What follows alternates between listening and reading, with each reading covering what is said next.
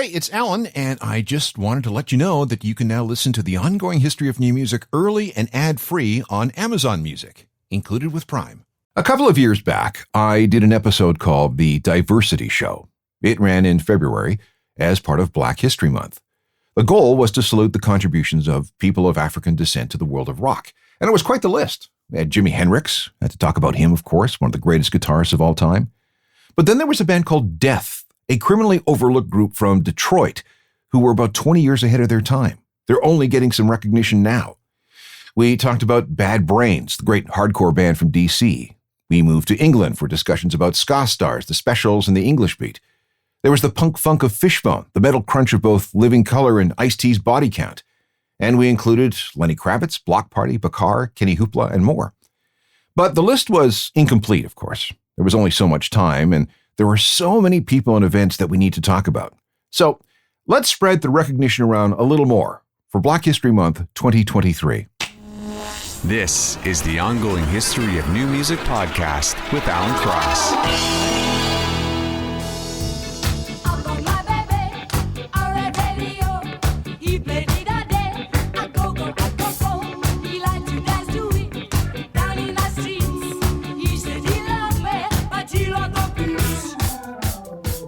Starting the program in 1979 with The Selector, one of the original two-tone ska bands from Coventry, England. Like their mates, the Specials, The Selector had a mixed-race lineup, but they went further by being mixed gender. Out front was Pauline Black. She was born to an Anglo-Jewish mother, a Nigerian father, and raised by a white middle-class couple. She was brought up as Pauline Vickers, but adopted the stage name Pauline Black for a couple of reasons.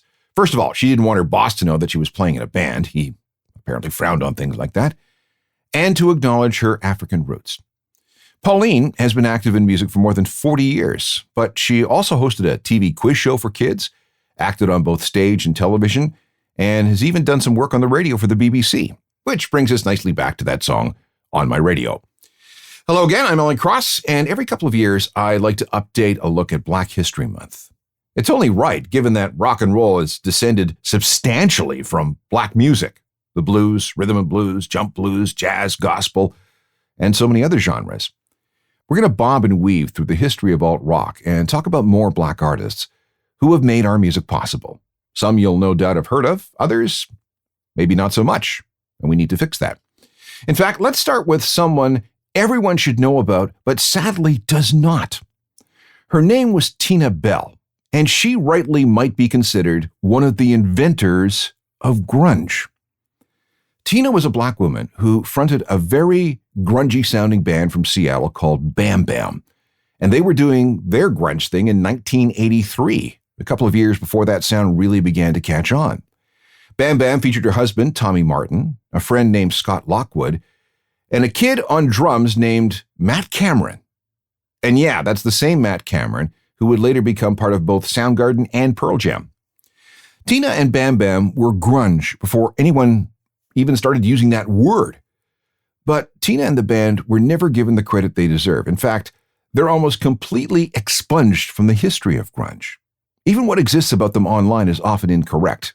Some mentions of the band leave Tina out entirely. Why would that happen? Well, maybe because this was a black woman fronting this kind of punky rock band in a man's world. Or it could be that Bam Bam's sound was 5 years too early. Bad management might be another problem. A record deal that went very wrong, or maybe they just stopped at the wrong time. Tina fronted Bam Bam until 1990, 1 year before grunge exploded. Let's check out a song. Bam Bam recorded one album in 1984 called Free Fall from Space. It's pretty much lost, except for something like U2. Here's a song called Ground Zero.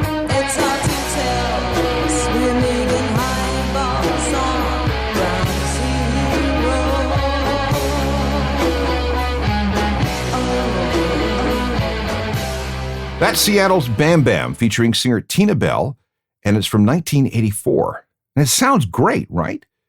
So why have so few people heard about them? It's very strange considering that they played some important gigs and festivals, recorded at the same studio where Nirvana made their first records, won some local music awards, and had the Melvins open for them. And get this, Bam Bam once featured a roadie named Kurt Cobain. If you want to know more about Tina, who died in 2012, by the way, there's a biography written by her son called Conversations with the Grunge Queen. This guy is an Academy Award-winning documentary director, and I know he'd love to do something on his mom. Let's bounce over to Thundercat. He's from Los Angeles, and his real name is Stephen Lee Bruner. He's a bass player, singer, producer, and songwriter who has been in the business since he was 16. Thundercat comes from a very musical family. His dad played drums for the Supremes, and Gladys Knight, and the Temptations, and other Motown acts. His mother was also a professional musician, playing the flute and percussion. His first major gig came as a member of Suicidal Tendencies, the great hardcore thrash band. He's released a bunch of albums on his own, appeared with Kendrick Lamar on his To Pimp a Butterfly album, for which he won a Grammy, and he's got a Grammy of his own for his 2020 album, It Is What It Is. People love to collaborate with this guy, ranging from Kenny Loggins and Michael McDonald to Herbie Hancock to Flying Lotus to the Red Hot Chili Peppers. And you may know him from his featured appearance on the Gorillaz song, Cracker Island.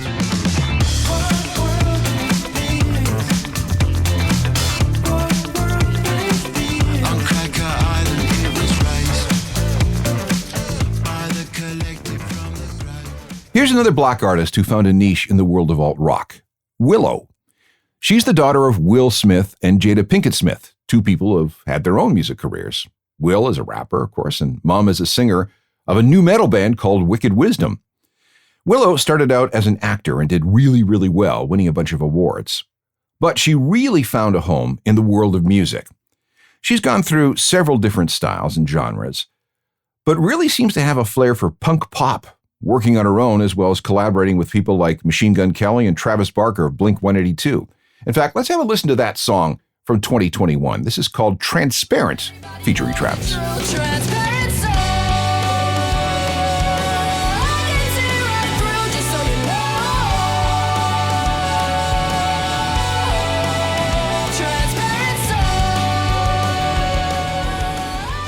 Willow Smith and part of her pop-punk catalog from the album Lately I Feel Everything, which was released on Jay-Z's Rock Nation label. Back with more profiles of black alt-rock artists for Black History Month in just a sec. This is an episode designed just for Black History Month. We're looking at alt-rock performers with African descent who have made their own mark on our music. Julian Taylor is a Canadian singer-songwriter from Toronto who has been making music for more than 2 decades. His background is part Caribbean and part Mohawk. These days, he's best known as a roots performer and someone who wins awards for his folk music. I first came across Julian when he fronted Staggered Crossing, otherwise known as Stag X. This was a Toronto band. They came together in 1996, got a deal with Warner Music in 1997, and released a debut album in 2001. From there, they toured with Nickelback, The Guess Who, Midnight Oil, Spirit of the West, Blue Rodeo, Big Sugar, and others. And by the time they broke up in 2007, they'd released 4 albums and 1 EP. This song was a single from their self-titled debut album and was a decent-sized rock radio hit through the spring of 2001. It's called A Million Works of Art.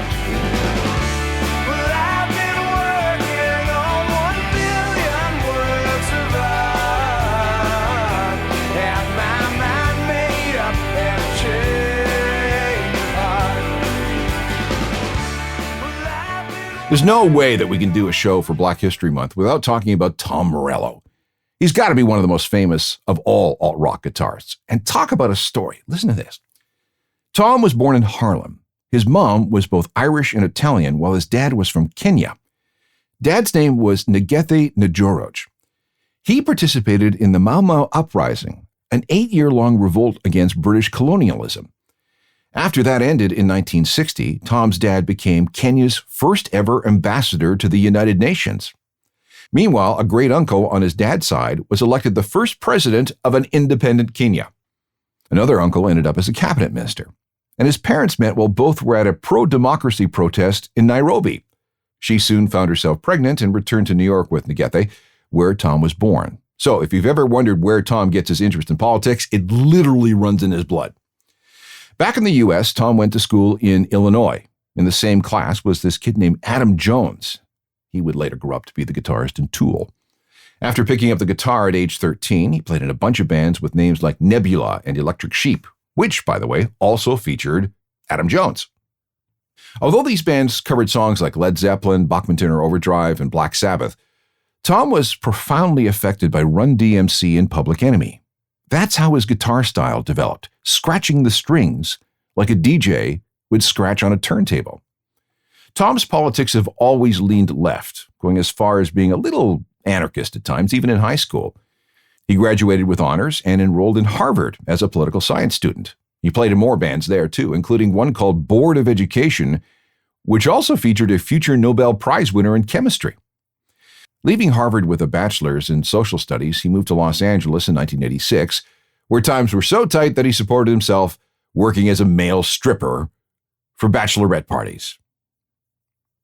You heard me. Meanwhile, Adam Jones, who had also moved west, was looking to form his own band. Tom introduced Adam and his new friend, singer Maynard James Keenan, to a drummer named Danny Carey. So, Tom basically put Tool together. For a while, he worked in the office of a U.S. senator, but what he saw really disillusioned him. He was never, after this, going to have a career in politics. Music was his thing, starting with a band called Lock Up, and they lasted one album before breaking up, with Tom moving on to Rage Against the Machine. Now, I think we're all pretty familiar with Tom's work in Rage, as well as some of his solo work, and in the supergroup Prophets of Rage. But have you ever heard him in Lock Up? Let's try something from the album Something Bitchin' This Way Comes. This is called Punch Drunk and gives us an indication of where Tom's guitar playing was headed back in 1989.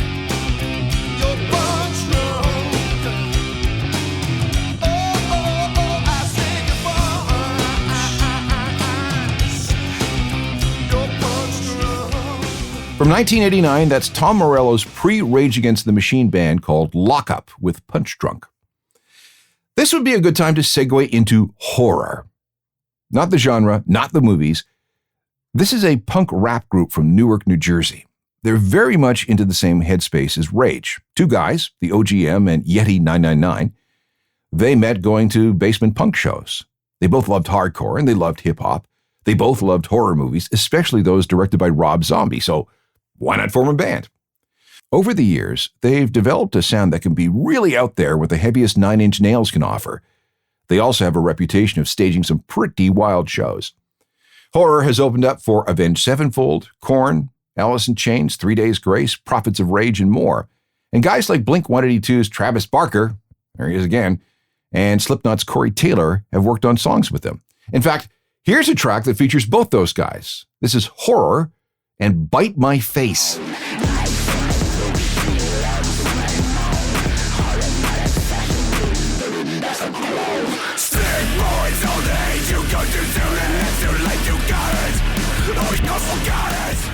That's Horror, which you spell with the number 9 in the place of the R's, by the way.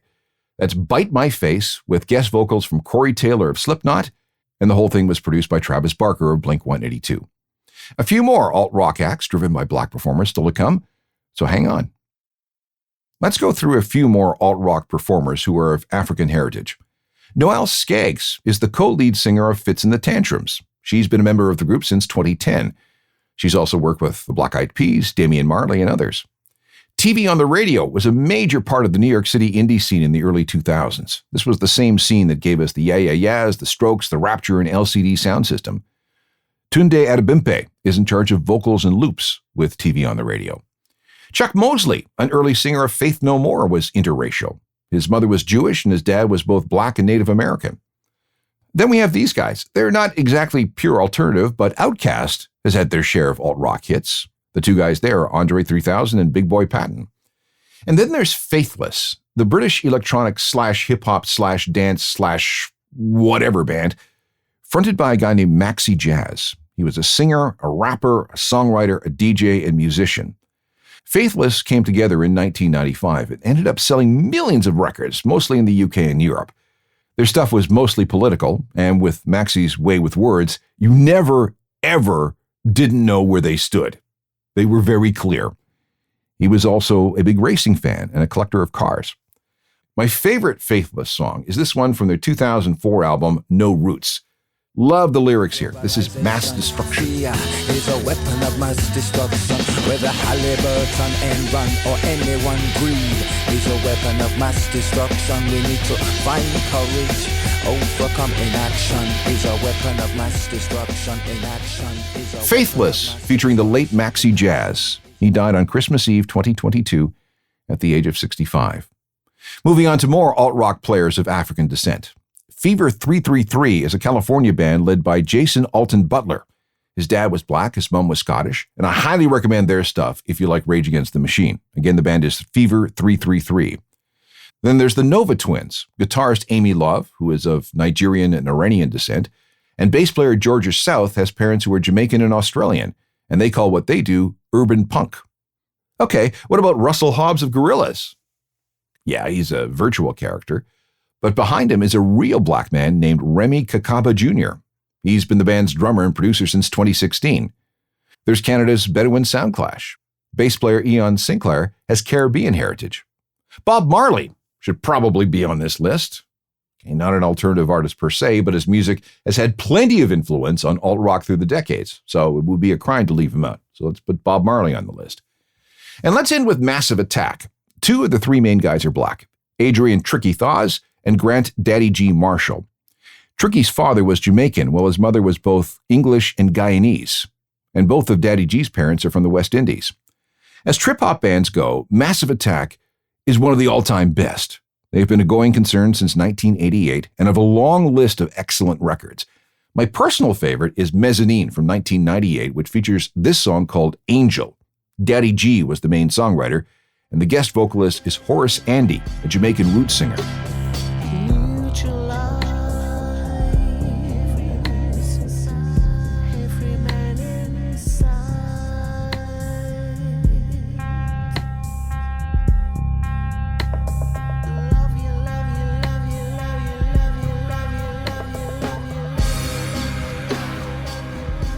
Well, I've again run out of time for this latest episode celebrating Black History Month.